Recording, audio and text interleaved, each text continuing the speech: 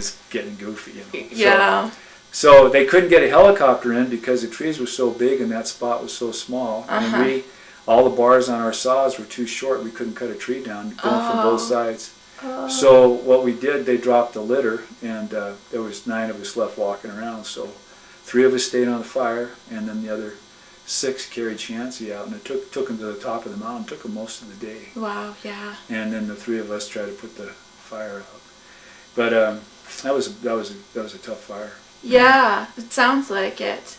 I think it's so interesting that your smoke jumping experiences were a decade apart. I mean, was it different? So you would have been early 20s when you first jumped, and very early 30s the second time? Yeah, I was 31 when I jumped the second time. Yeah, so 31, wife and 2 kids. Yeah. Does the job seem a little bit different when you're a little bit older in a different spot in your life? Well, you have a better... No, not really. I really, you get to really value certain personality types, the maturity. I really value the maturity. You know, you don't want somebody screwing around that's going to hurt you for sure. So I really liked the people that I worked with. I felt comfortable around them. You know, oh, absolutely. Both times. I can't explain it, but I didn't really notice a difference, I guess. Yeah, so just, I mean, I would think for me, having 2 young children would maybe make jumping out of a plane into big tall trees seem a little bit different. The second year, the second time they had water jumps, because I remember the first time we were in Alaska, one of our guys had landed in a lake, and I remember he was having real trouble trying to keep his head up, and we hadn't been trained for that. And I understand that somebody else landed out somewhere else in water, so by the time I came back, they'd instituted a water jump, which was a new deal. So they took us up, they took us through some swimming pools and through the parachutes, told us how to get out of the, you know, keep your hands close to your face and get the shroud lines away and get away from the parachute and all that. And then they took us out and dropped us in a lake, right in the middle of the lake, and in our whites, all that, and get up, get away from the parachute, you know, tie it to your rope and then tow it in later once you get to shore. And it was great knowing how to do it. But the thing about that is, I was feeling so good about that, finally getting all my refresher done. I went out onto the obstacle course. I greased my boots at the back of the dorm, went out with bear grease, went out on the obstacle course feeling great. And I was doing great, going over things, you know, in a single bounce and all that, and I hit the horizontal bars across that gully. And I got about 3 out, and my hands were slippery from the bear grease. Oh, no.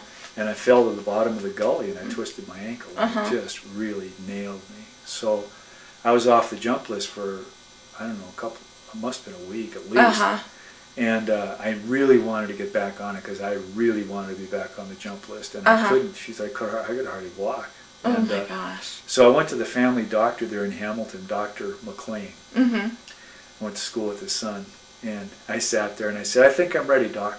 Oh, you are? You think you're ready? And it was terrible. I sat there on the doctor's bench, and he looked right at me. He knew exactly what he was doing, and he twisted my ankle. And it was like, oh my God, it about killed me. He says, yeah, it looks like you're ready. And he signed my thing and sent me up.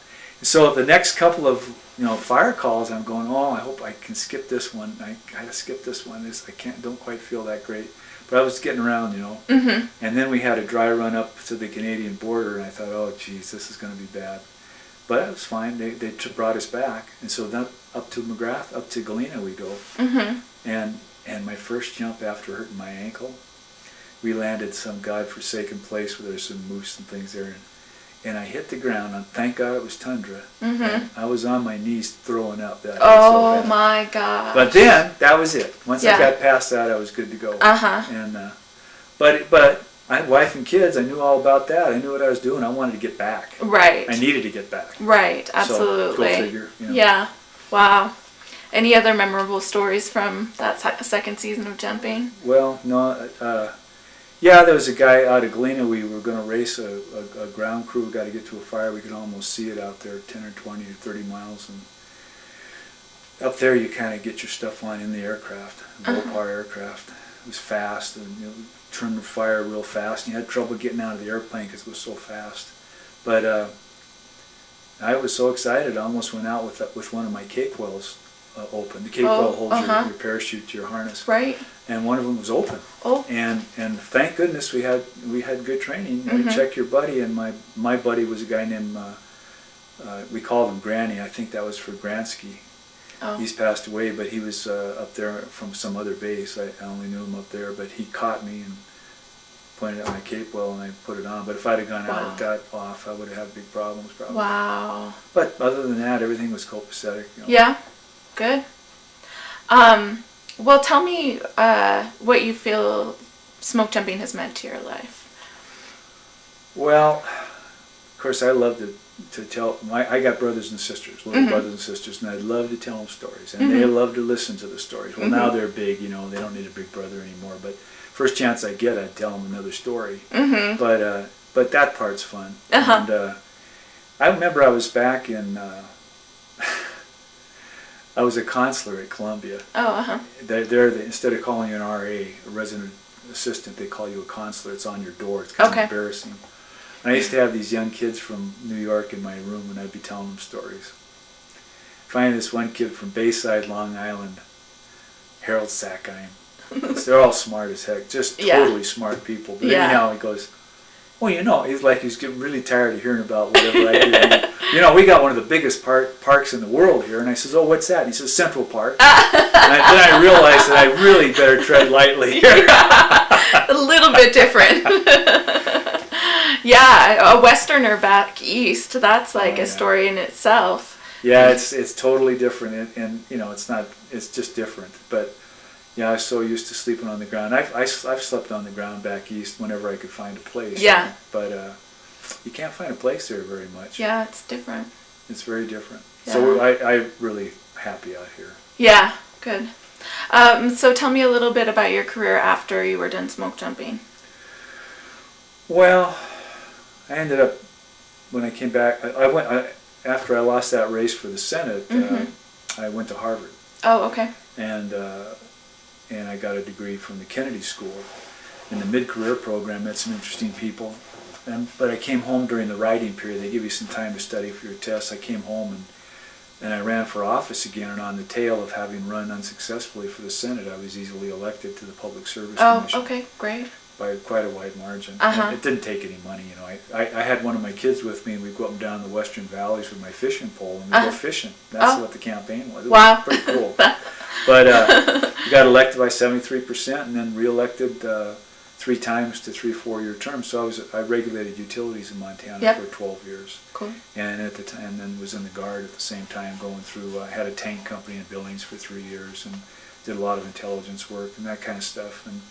And so went through different jobs in the Guard, and then finally got out of the commission and got done. I mean, after 18 years, and just decided not to run again. Went up to Butte, stayed. My wife and I had a little shanty up there. My second wife and I had a little shanty up there, and we really enjoyed it. And we were out. I was interviewing old miners, hard rock miners, trying to tell the story of Butte, and got 3 emails one day, and they all had the same attachment, and they were from 3 full-time people in the Guard. I was always a part-time guardsman, and they said, this has got your name written all over the attachment. Somebody back in Washington was looking for someone with my kind of background, my degrees and security clearance and all this other stuff.